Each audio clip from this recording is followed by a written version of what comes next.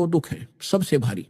एक तो वृद्धावस्था, सारे अंग शिथिल हो जाते हैं, सब रोग घेर लेते हैं, और फिर मृत्यु।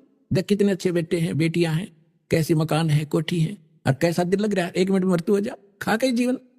तो यहां इसमें बताया कि जो जरा और मरण से छूटने का जो प्रयत्न कर रहे हैं वो तत्ब्रह्म से परिचित है। यह देखो, जो मेरे शरण होकर जरा और मरण से छूटने के लिए प्रयत्न करते हैं वे पुरुष तत् उस ब्रह्म को तत्ब्रह्म को, संपूर्ण दातम को तथा संपूर्ण कर्मों को जानते हैं।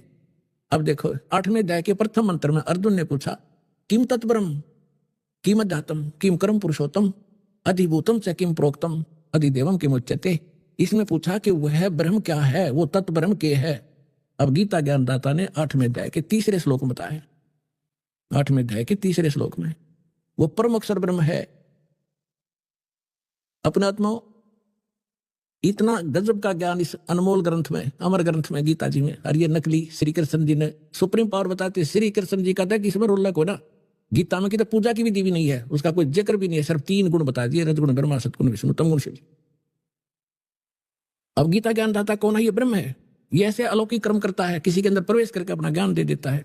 अब जो दास आपको बताना चाहता है कि गीता ज्ञानदाता कहता है कि मेरी भक्ति करेगा तो मुझे प्राप्त होगा। 8वें अध्याय के 8, 9, 10 में इस परम अक्षर ब्रह्म के बारे में कहा है कि उसकी भक्ति करेगा तो उसको प्राप्त होगा। सीधी सी बात है। अब देखिएगा, हमने 3 पढ़ दिया, 5 पढ़ेंगे। जो पुरुष अंत काल में भी मुझ को स्मरण करता हुआ शरीर को त्याग कर जाता है वह मद भाव में याति, वो मेरे ही भाव में भावित रहता है। इसका अर्थ तो ये बनता है, इसमें कोई संशय नहीं। और 7वें में क्या कहा है? अब 7वें में कहा है कि इसलिए हे